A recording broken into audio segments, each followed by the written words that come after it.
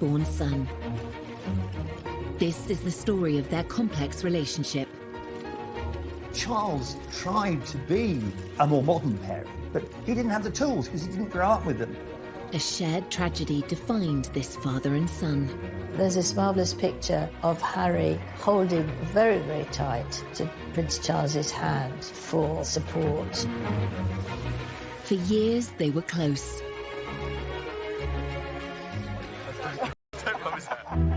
Until a shocking interview exposed the cracks in their relationship. Trapped within the system, like the rest of my family are. These are seismic statements to make.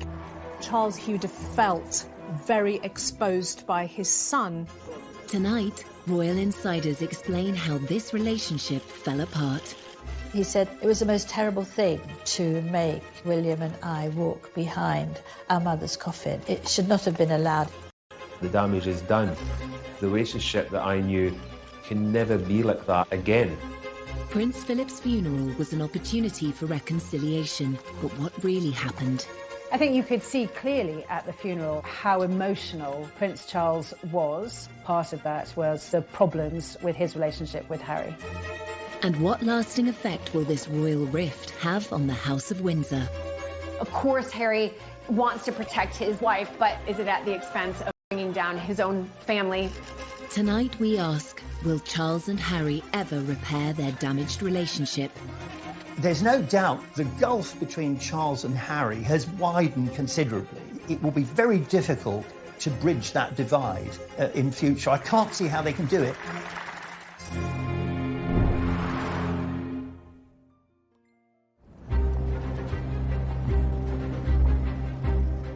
March 2021.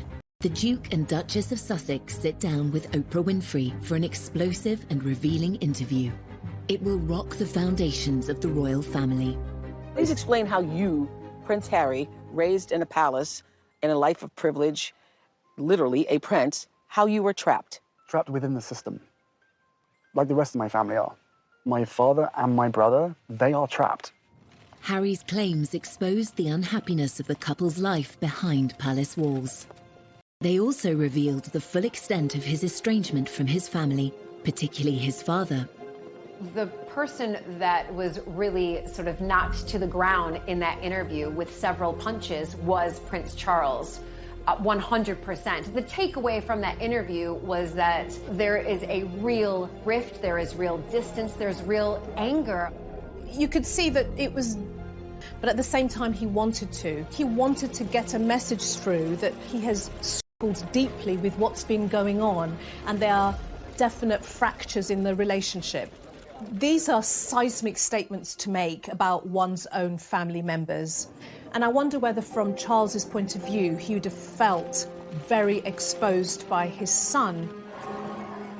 The Sussexes' interview with Oprah had echoes of another controversial royal interview, which took place in the 1990s, when Prince Charles spoke frankly about the state of his marriage and confessed to cheating on his wife, Princess Diana.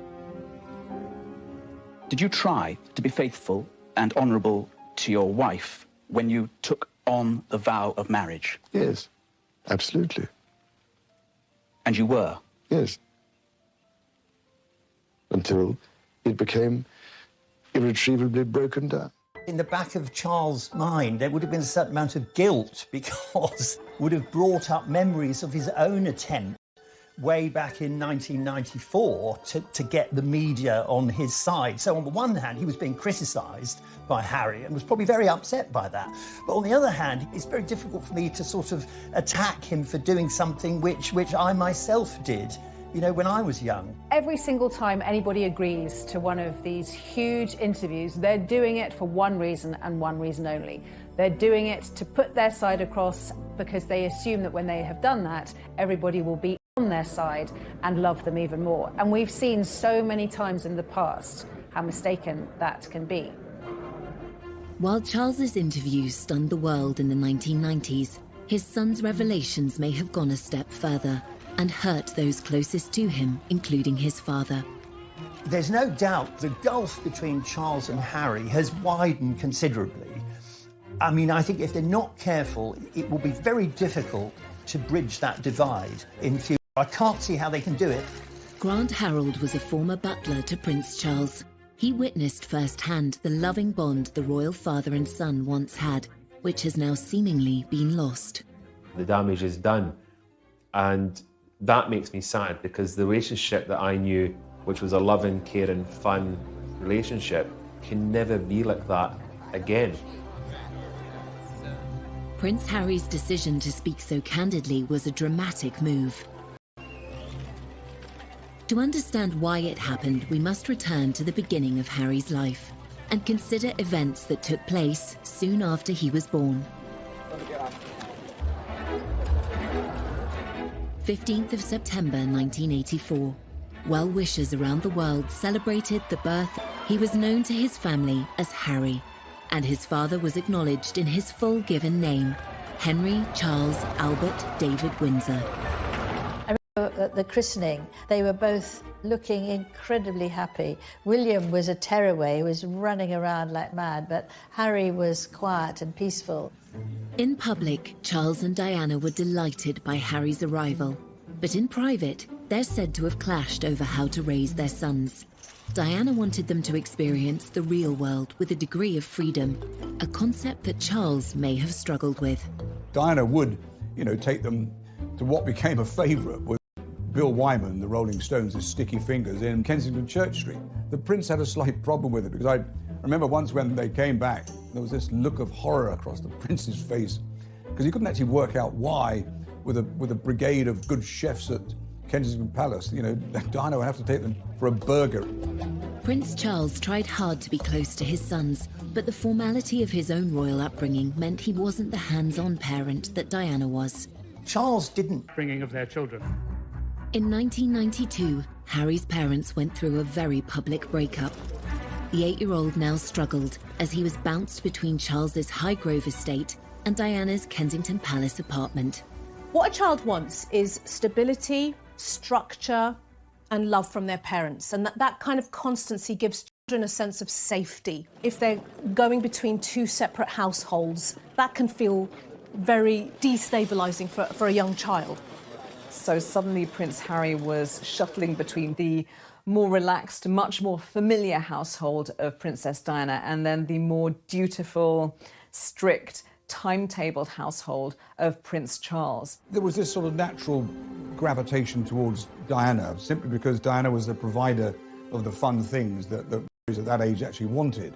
Charles, interesting enough, acknowledged that William and Harry were both happier and engaged when in the company of their mother. And in that respect, one has to applaud the Prince of Wales, because he could see that his children were happier in those early days with their mother rather than him.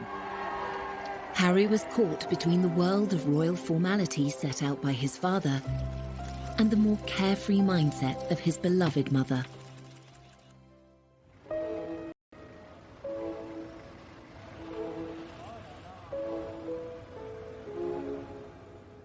We have reports from Paris that Diana, Princess of Wales, has been killed in a car accident.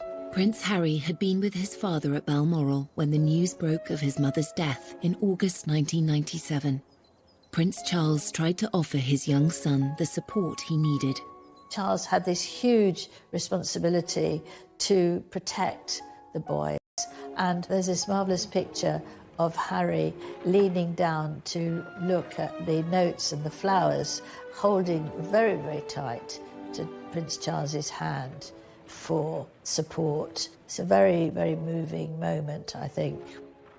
In the immediate aftermath of Princess Diana's death, Prince Charles was very protective of his sons. He was determined that William and Harry would be shielded from speculation, from the press, from intrusion, and from people looking at their grief. At the funeral, however, it was a different story around the world. The private mourning of Diana's sons was on full public display. Princess Diana's funeral was one of the, and I say this as someone who was there, it was one of the most extraordinary things, I think, in the last century. It was a sort of maelstrom of grief, of astonishment, public display. And in the middle of all this vast sea of passion and emotion and public mourning was a little boy. What we saw was the boys taking on the duty role. We see them doing their job, walking behind their mother's coffin. It is a deeply personal loss. And then to find yourself in this arena, surrounded by people openly grieving, weeping, throwing flowers, wanting to touch you, robs them of their own private grief. The royal family are very good at knowing what the public want. They're very good at putting on a show. They served up their grief in a ceremonial way that satisfied the millions. Prince Harry must have felt like a fish in a goldfish bowl, being stared at by the entire world, probably at the absolute worst point of his entire life. In later years, the adult Prince Harry would reveal his discomfort about the role he had played. It raised questions about why Prince Charles allowed his sons to be so exposed on such a traumatic day. I went to Kensington Palace and for an interview with Prince Harry, and we were making sort of politish conversation, and he suddenly stopped, was very silent, and then he said, "It was the most terrible thing to make William and I walk behind our mother's coffin. It should not have been allowed." This went worldwide because he'd not really spoken about that before. And looking back on that terrible, tragic day, you realise that he was absolutely right. Clearly, it was a traumatic moment for him. Clearly, it's something he wouldn't make any child do himself. Clearly, he remembers it. So there's always a struggle for Prince Harry, and indeed for Prince William, between how they feel as bereaved sons and what they have to do as public figures. In the years following Diana's death, Charles tried hard to fill the void she left by embracing life as a single parent. Prince Harry's energy and enthusiasm delighted the press and his father, though a request for a closer look at those brightly coloured mini skis. Thing straight after Princess Diana's death is the behavior and the actions of Prince Charles. He stepped up his parenting game, his parenting skills. He became a very much full-on and hands-on father for those boys. Prince Charles arranged for the Spice Girls to meet Harry, and for a 12-year-old this was beyond exciting, and they were very nice to him. They cuddled him, they had lots of pictures, and he said to his dad afterwards that it's, you know, one of the best days of my life meeting them. So he did try, although he seem to be a bit square, the Spice Girls at the time were all the thing, and he did try and do something that would please Harry and give him a few moments of happiness. Charles made enormous efforts to do a lot more for the boys, to spend more time with them, to go to various events with them, and that was all to the good. I think that worked very well. Following the breakdown of his marriage to Diana, Charles's standing with the public had been at an all-time low. Just a few years later, he was becoming a hit with the world's media. Charles was under so much pressure. He'd been criticised so much through the disintegration of his marriage to Diana. He was very self-consciously promoting this idea of him as being close to the two boys. This was really to try and overturn the earlier image of him as cold and aloof, while Diana was warm and fun. Oh. I remember the footage from the skiing trip, and it looks adorable. And then you've got dozens, if not hundreds, of official world's media photographing them and lobbing questions at them. My arms aren't long enough to get around there. And making sure that all those lovely father and son smiles are captured. Don't love his hair. There's always been a huge desire from the press to have photos of Charles and Harry and William. Charles's attitude was very much give them a bit of what they want and then they'll leave us alone. But I'm not sure that Harry was ever as comfortable with that. Unknown by the media, the young Prince Harry's frustrations with royal life were growing. This was compounded by the death of his mother, whom he believed had been hounded by the press. When Princess Diana died, Harry was only 12. As time passed, of course, you're going to start questioning, why did she die? Who caused the death? And we can see that from Harry, that he does absolutely blame the press. And it's something that has really, fast forward a few years later, that's when we really start to see Harry, in a sense, acting out, but who can blame him? As Harry grew from a vulnerable young prince mourning his mother into a rebellious teenager, stories of his nighttime escapades became regular front-page news. Harry's teens, by his own admission, were a very troubled time for him. Smoking and drinking too much, getting into trouble at school, cries for attention. It was one thing after another. They still me and I still read them. Why, I do not know, but I have to read them just for peace of mind, just to know what they've written and to see who wrote it and see who took the photographs, you know, write that down for later. When I was there, it was very much the days of when Harry was kind of called the kind of party prince. I remember on occasions, like on a Sunday morning, there'd be whatever Harry'd been up to the night before would be in the press. And then, obviously, I'd see him and I'd say to him, well, you had a good night then, kind of thing. And I'd have a laugh. And luckily, he would have a chuckle and he would go, maybe, you know, kind of thing. In 2002, newspapers revealed Harry had been caught smoking drugs and drinking underage in pubs near his father's home, Highgrove in Gloucestershire. For Charles, this was one misdemeanor too many. He sent his son for a day's visit to a drug rehabilitation centre. The palace viewed this with alarm. I mean, I think they always do, because anything that's out of control inevitably is damaging, especially for Charles, because it reflected badly on him as a parent. Prince Charles has got a lot of support today, not least because this is a situation that thousands of parents in Britain have faced. He insisted Harry should visit a drug rehabilitation centre. I think the idea was that it would give him a shock. He would go there and see, you know, what it was like if you allowed drugs to sort of take over your life. I suspect Prince Charles did that because in the eyes of the public, that's what the public wanted to see or felt that he should do. But at the end of the day, you know, there's a lot of, rebellious children who in normal families will do a little bit of underage drinking. So I think it's, what do we need to show the public that we're doing in order to sort of hone in this behavior?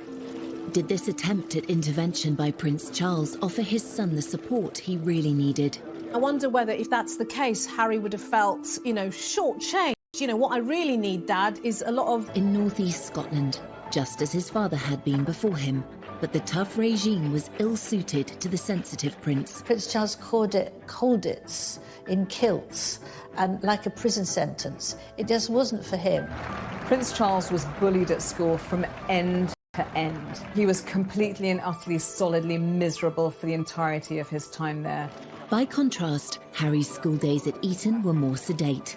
Not as academic as his father, he was certainly more popular. Charles likes book learning. He wants to get the answers to his questions by going to the library and studying. Prince Harry's energy is really the opposite. Prince Harry is not shy and retiring or stiff or staid. He's not crusty or dusty. He is naturally athletic. He's naturally outdoorsy. Harry said that he decided very firmly that he wanted to mix with the bad boys, and he played lots of tricks. While Charles attended Cambridge University, Harry's modest academic record did not push him into higher education. Yet both father and son spent time in the armed forces, developing their sense of duty. Exams never been my favourite, and I always knew that I was going to find it harder than people, but I'm through that now, and finally got hands-on to a job that I absolutely adore. It is still hard work, but I'm better than William, so it's fine. Yeah. Going into the military is actually quite traditional for male members of the royal family. You do your stint in the military. It's a very 18th century idea. Prince Charles and Prince William did their years in the military, but they didn't make it their identity. As heirs to the throne, Charles and William have special roles. Whereas Harry saw in the armed forces an opportunity to create his own identity and purpose. If they said, no, you can't go frontline, then I wouldn't drag my sorry ass through Sandhurst. He could forget about himself as a royal. He could forget about the press intrusion.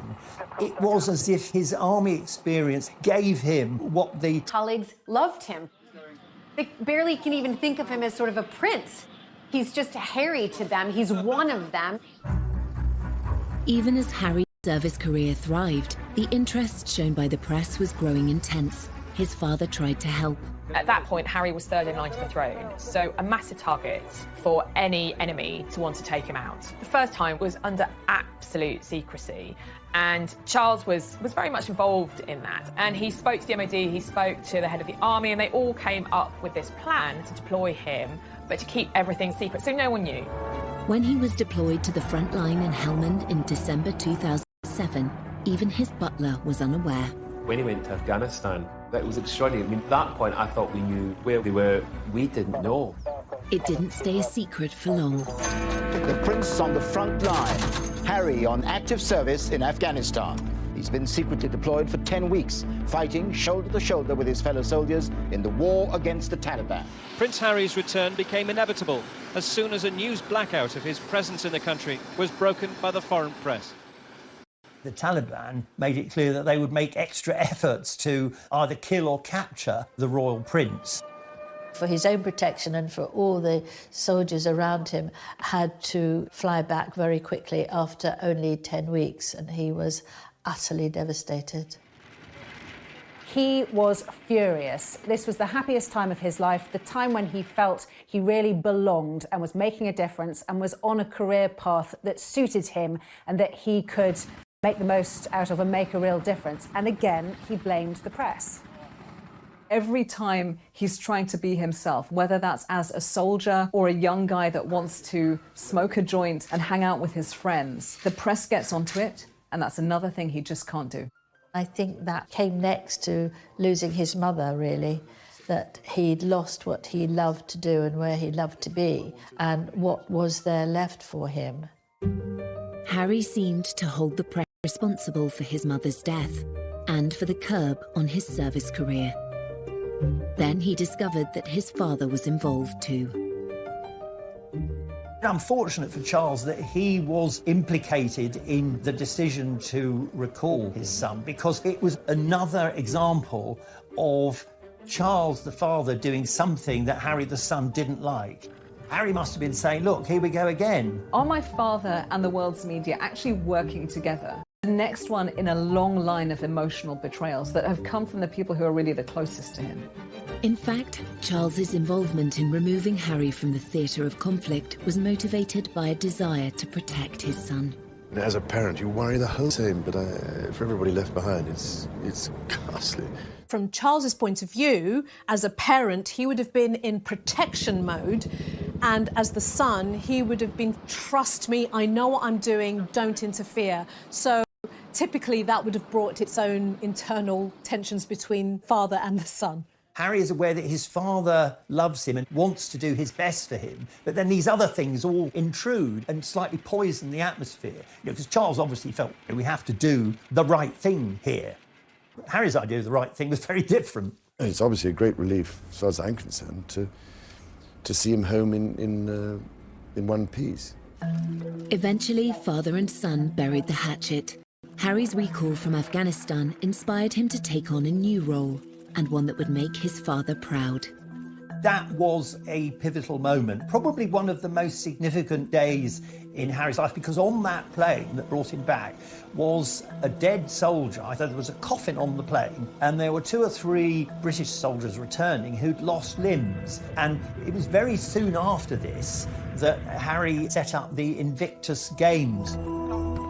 In 2014, Harry played a pivotal role in organising the Invictus Games, which today involves 500 competitors from across 20 nations. For Prince Harry, the army is where the heart is. He's long been a champion for wounded service personnel, and today he was playing sitting volleyball, one of the sports at the Invictus Games. Harry's dedication to celebrating the bravery of wounded service personnel was all too clear from his speech at the Games opening ceremony. The admiration I have for these men and women to move beyond their injuries is limitless. Your stories move, inspire, and humble us. You prove that anything is possible if you have the will.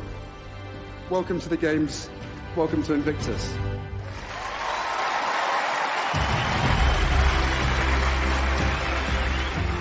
It was to prove a golden period for a now united father and son. Charles was very, very proud of Harry. What parent wouldn't be proud of their child coming through and blossoming and showing real confidence, real purpose, creating something that embraces a huge community? That is a huge step forward. I think it was also a way for him to bring his parents together. So from my father, I've got a sense of duty, a sense of continuity, a sense of my responsibility as a royal. I'm not going to be the rebel anymore. And then from his mother, he has the human rights aspect, the international aspect, the charity aspect. And those two things fused together really powerfully, and they're still fused together. But in conflicts, Harry realised that this spoke to him in a special way. There have been many low points in the relationship between Charles and Harry. The high point, the bit that they will both always remember as a point in time where they came very close, that would be the success of the Invictus Games. I mean, it was almost like, father and son finally found something that would lock them together. With his father's blessing, Harry helped turn the Invictus Games into an international success story, giving a powerful voice to thousands of injured servicemen and women around the world. Harry was now making a positive contribution to the royal family and to wider society. Father and son were now more aligned than ever before, and Harry was soon invited to take on further public duties. Prince Harry was a different type of royal. He was a royal just like his mother, very hands-on.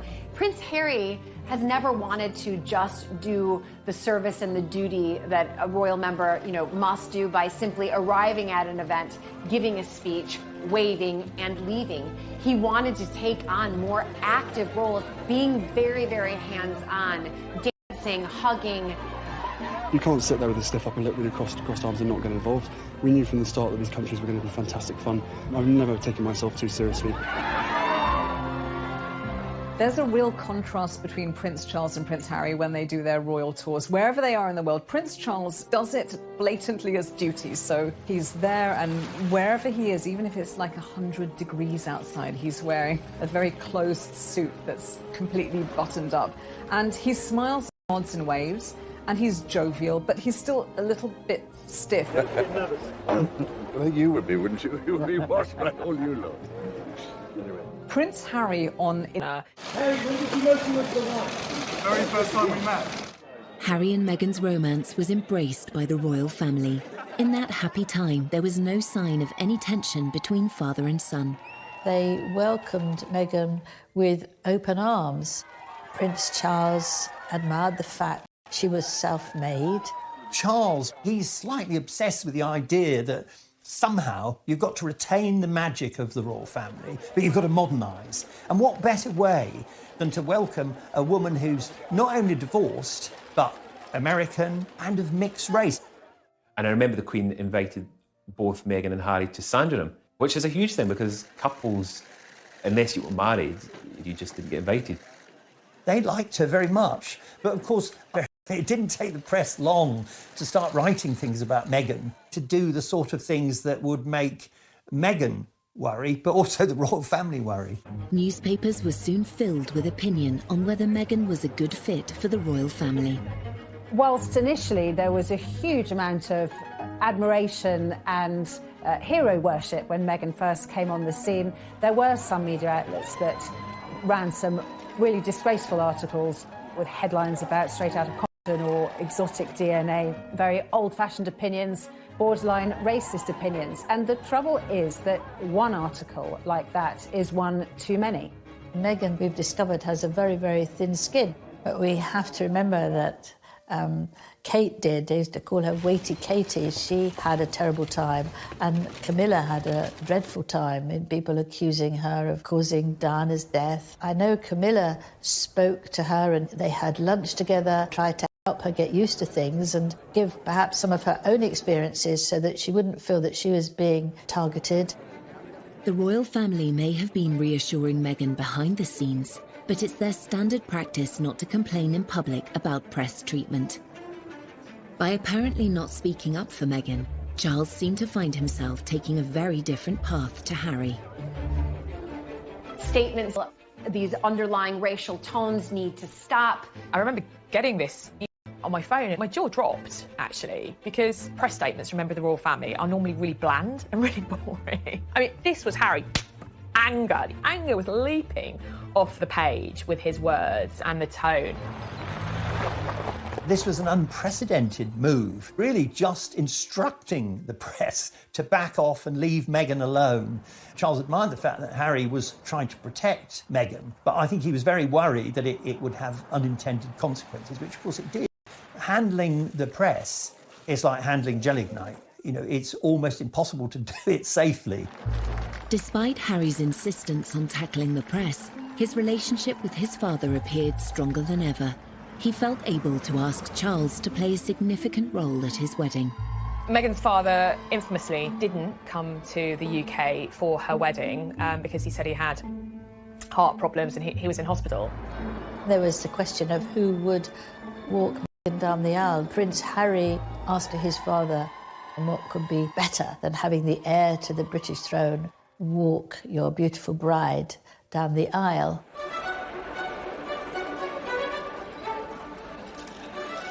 He proffered his arm, she took it. He said, "You look lovely." She said, "Thank you." And they process up to the altar and there's Harry. And he turns to Charles and he says, "Thanks, Pa." It's such a touching moment between father and son. He's so proud of his soon-to-be wife, but also so proud of his father, literally welcoming Meghan into the royal family in such a kind way. This was a very important symbolic act in terms of optics, that, you know, Meghan is now part of our royal family. A marriage is when two families come together. It's not when two individuals come together.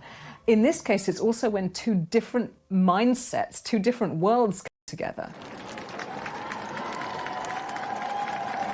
The harmony of that happy wedding would soon be strained by revelations in the press. It immediately took a turn for the worse, with reports coming out that she made Kate cry, how she is demanding and pushy. You've got elements of people within their household quitting. You're almost to the point like, what's true, what's not true, but certainly these can't all be untrue, can they? I personally began to see the wheels coming off. Harry was absolutely furious at the leaks, at what was being written. Everyone who knows anything about the press, the more angry you get, the bigger the story. The only way to do it is simply to ignore the press. And of course, Harry was never going to do that. For Harry, years earlier, as he pointed out in the documentary, Harry and Meghan, An African Journey. And part of any job, like everybody, means putting on a brave face and turning a cheek to a lot of the stuff. But again, for me, and for my wife, you know, of course there's a lot of stuff that hurts, especially when the majority of it's untrue. I will not be bullied into playing a game that killed my mum. So I will always protect my family, and now I have a family to protect. So he's now thinking, oh my God, the curse is coming around again. It's happening again, one generation on. So decades have passed, but nothing's changed. Everything that she went through and what happened to her is incredibly raw every single day, and that's not me being paranoid, that's just me not wanting a repeat of the past. Harry's perception is that his mother wasn't protected. She wasn't safe when she died. She was being pursued by the paparazzi. She didn't have the security detail that she deserved. If only she'd had what she needed, she may have made it. If Harry harboured a belief that Charles could have done more to protect Diana, resentment would certainly have resurfaced when his father chose not to defend Meghan publicly. Harry, he was like, enough is enough. I'm not standing for this anymore. And he also couldn't understand, and indeed she couldn't understand, why members of his family, particularly his father, were not standing up and saying, you know what, this is unacceptable. father and son may have been at odds, but the famously close relationship between William and Harry still seemed unbreakable. Every year we get closer. The one person on this earth who I can actually really, we can talk about anything and we understand each other and we give each other support. Yet by 2019, even this sibling bond was under strain, and the world had its first hint of another royal rift. We'll always be brothers. We're certainly on different paths at the moment. I will always be there for him, and as I know he'll always be there for me. As brothers, you have good days, you have bad days. We know over the last several years, really since he married Meghan, that the relationship between... Hard. Thank you for asking, because not many people have asked if I'm okay. But it's a very real thing to be going through behind the scenes. And the answer is, would it be fair to say not really okay? As in, it's really been a struggle. Yes. That interview was pivotal, and certainly with hindsight, you can see that something changed at that minute. That would have been a dig at the royal family. And I think that was definitely eye-opening to everybody around the world, saying, okay, something's going on here with the royal family. I think it was clear from that interview on that alarm bells were starting to ring for Prince Charles about what path Harry and Meghan were going down and where it was going to end. Finally, the tensions between Harry and Charles reached breaking point. 3 months after Harry and Meghan returned from their tour, it was announced that they would step down as senior members of the royal family. In the run-up to Harry and Meghan leaving royal duties and then leaving the country, there were frantic conversations. I think Charles was desperate for his son not to do anything rash. I think Harry felt, oh, here again, my father's trying to stop me being free. Within the royal family. It's a huge monarchy. You can't just say, right, you can go tomorrow. There's lots of complications to senior royals leaving. And the Queen and Prince Charles were working out how to do this. Harry then published an announcement on his Instagram page, sparking a worldwide media frenzy. We had Harry announcing, that he wanted to step back, the Queen responding. The Queen shouldn't be responding, it should really be the other way around. Pretty much at every stage, they seemed to jump the gun. They seemed to do things out of order, to not follow proper etiquette. I think ultimately that's how the relationship between Harry and Charles broke down. It is one of the biggest constitutional crises to hit the family, because this suddenly saw a massive breakdown in communication between senior members of the family. It was clear there was something seriously wrong. I think Charles was pretty devastated by the departure for a number of reasons. He'd lost a son, he'd been unable to protect that young couple and keep them within the fold and keep them working for the royal family. Prince Charles had committed himself to a life of royal service, but his son was stepping away from his. Inevitably, this created a further divide between them. The motto is almost duty first and all the other stuff follows. Now, when you now live in a world where you start to put your own needs and wants ahead of duty, this is where the tensions arise, because the rest of the family is saying, well, this is a business. Charles knew over the